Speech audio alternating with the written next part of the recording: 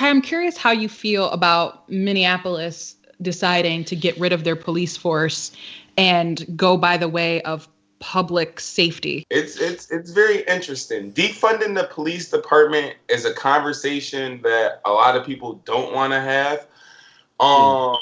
Abolishing the police department is another conversation, which is very strong that police don't want to have. But they have different purposes, and I think we could find a common ground between them. So, like what they're doing in Minnesota with that police department, they're starting a conversation, a real life conversation. You think about it. What do we need police for?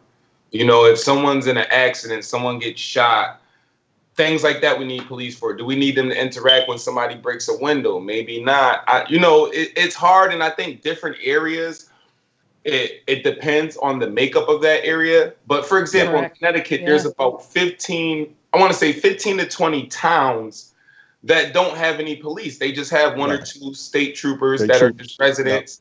And, they kind of keep the order within that town.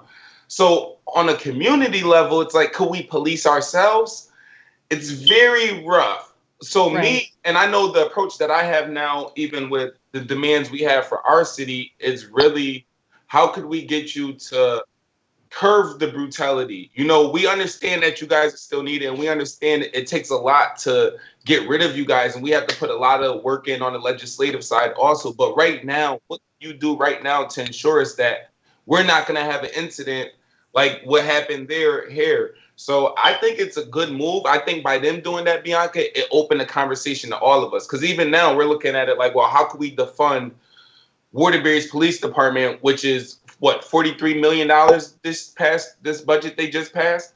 $43 million. So you're like, what can we do? You know what I mean? What can we do? And it only goes up. It only goes up. The police budget only goes up. And always.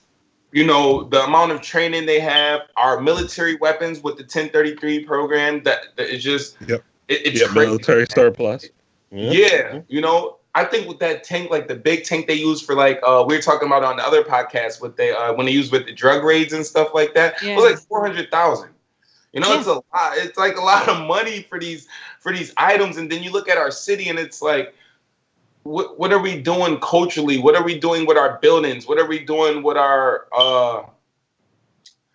education? Everything. Our government's not speaking. It's just we have an abundance of broken things all across America. But starting that conversation with that PD, as far as defunding them and trying abolishing them, it's a great conversation.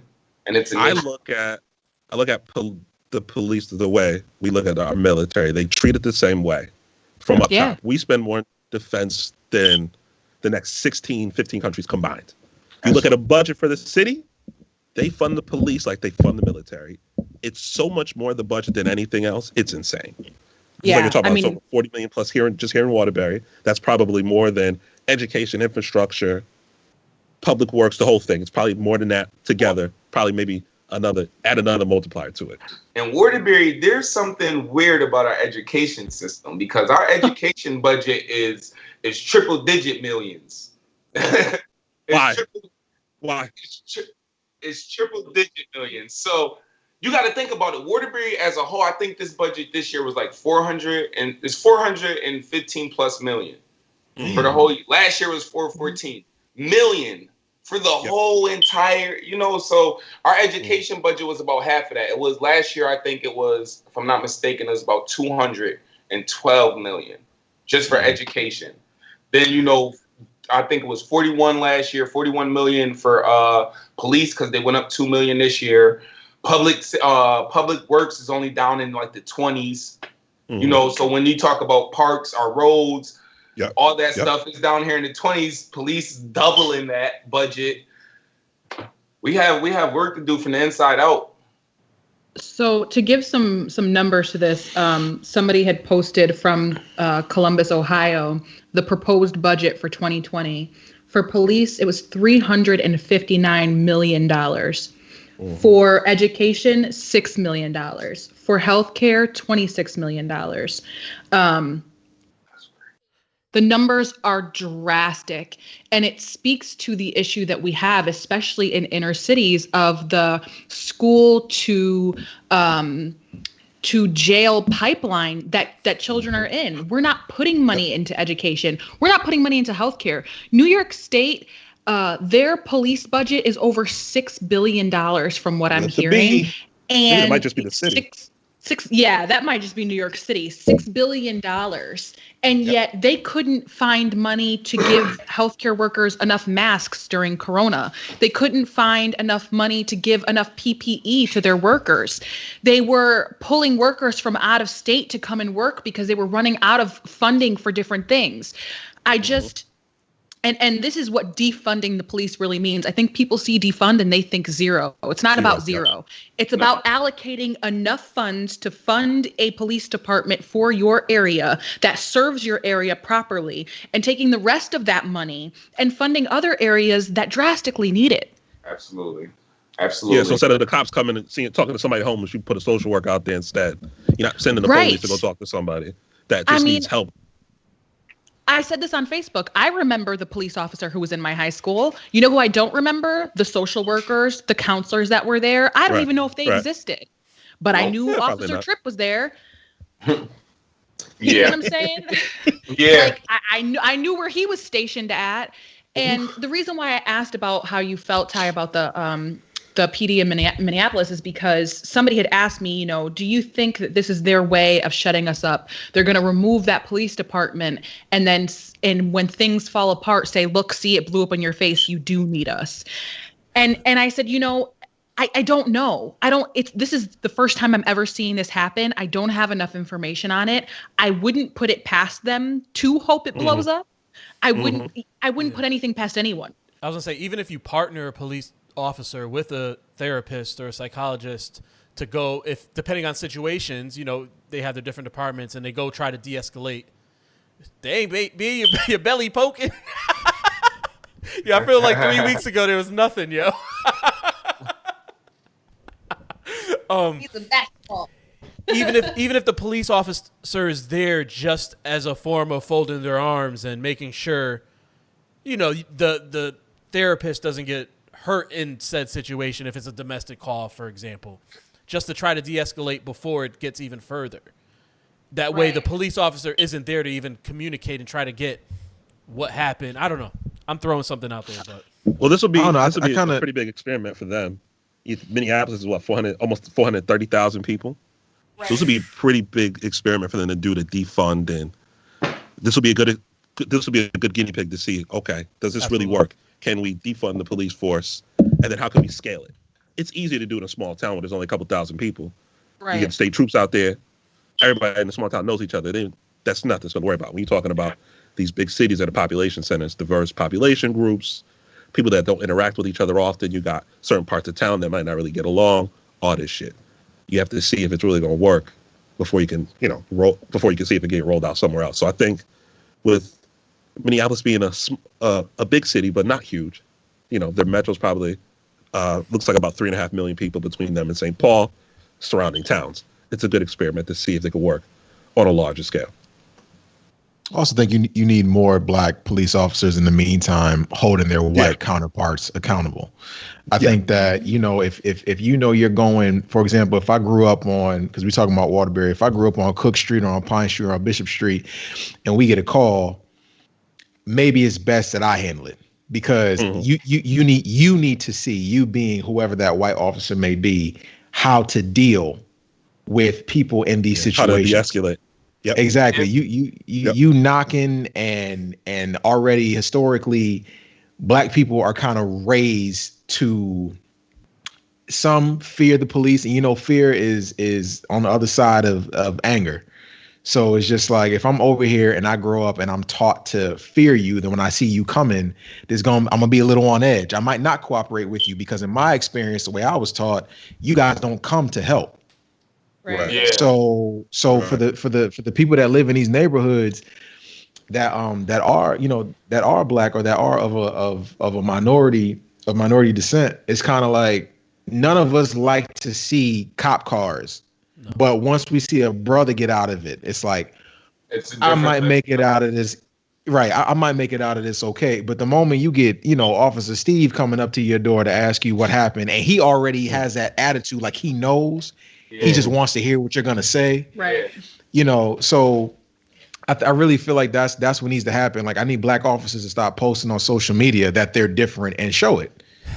And again, here comes that code of silence that they have, and not snitch on each other. Chris Dorner, he got blackballed from the police department, fired, let go for. I mean, the word was he spoke up against other officers, and the LAPD got him out of there. Not happening. Right. That's not flying. Right. So it sounds good in theory. Again, but we're still losing our livelihoods for speaking up. And that's what happened. Obviously, his case was extreme to the extent he went to. But you gotta ask what led to that. You gotta ask. And it's the same thing that's kind of going on now. Everyone is fed the fuck up. But I also feel like you got to know the institution of which you join. Absolutely. If you look at the history, like when we were talking about, trying to go, full circle, we're talking about the black squares, having at least a little bit of a skepticism when it came to that would have answered so many questions, and it would have had so many people be like, hey, man, you know what?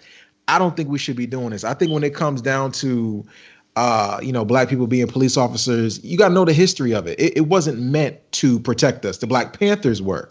If you want to be honest, the Bloods and the Crips, that was their purpose, to police their neighborhoods and to keep the people in their neighborhoods safe. And so now their purpose has been perverted. Meanwhile, you get, black people who need a job, and hey, becoming a police officer. I got a family member right now, dreadhead. Oh, I want to become a cop because they pay real good and the retirement's good. Yeah, but you already know they're how to strip you of everything. Yeah, you already know that. So my man, like, what's up? But the retirement. Again, I have to ask you, like, what's up? Because you might be witness to something, and you'll be powerless to stop it. So are you willing for that? I mean, just for your retirement, you willing to take out your own people just for you to pay your bills? Is it really that important to you? But this is why when Dak decided to donate $1 million to race training for police officers, I was pissed because I'm like, yo, I may not know what the exact answer is, but I damn sure know giving these motherfuckers more money is not the answer. And more times than not, they don't need it. I'm sure Dallas PD don't need $1 million. I'm sure they're fine. I'm sure the budget's healthy over there. They all right. They don't need a tank. It's Texas. We have watched Texas do all manner of crazy shit in the last 4 years. They don't need more money. That's insane. I think a lot of people are caught up thinking that the money could silence. And I know, just me being a young organizer and working with different organizers, we're not falling for that shit. We're not falling for that shit. Like, we're laying out demands that the lawyers are reviewing, and that's the only way we're going to be able to come to some type of agreement. And to go back what Vernal was saying as regards to like the policing in the communities, Waterbury used to have that. So, and my uncle is a police officer, and he told me that. So he was assigned to the area he lived in. And if he had a problem, if there was a call in that area, him or a few other people would do that. That came a change. It started to wear out, I want to say around, what did he say? Around 94, 95, it started to wear down a little bit. Then as Neil kind of got up in the ranks of police chief, it just completely went away. That's partly when the precincts went away. You know how they had the precincts for a little bit around Waterbury? Yep. They used to have a precinct right in Brooklyn. They had one on Willow Street too. I remember that. Unfortunately, I think we just have a system that just wants power and is going to do everything not to lose it. Yeah. And, including different things like that, where it's like, hey, at this protest, just to give you guys some context, at this protest that was last weekend in Waterbury, if you look at all the videos, just go look at the videos, you'll only see black cops talking to people. You'll see all the white cops standing there like this, and you only see the black cops from the community talking to people. Because they're scared. Mm-hmm. They're scared. They don't know how to communicate with black people if it ain't whipping their ass. That's why. They were scared. They were scared because we even have, testimonials from different people that were arrested, and they were telling us how the police were scared. Some officers were scared, like literally shaking as they're arresting them. And, it's a tough situation, but our community officers, our officers that know us in the community, they have to find a way to stand up. Because if they're not standing up, they're just standing with them. And honestly, we can't. Me personally, I can't feel for them. I can't feel for them if they're not standing up with us. I can't. And that's why that I can't tell who's who in a situation like that. I can't tell if you're with me or against me if you're not gonna say nothing. And that's why that whole bad apple theory is out the window. Because one bad apple spoils a bunch if they ain't speaking up about it. If they're letting the shit happen, then they're all fucking bad apples.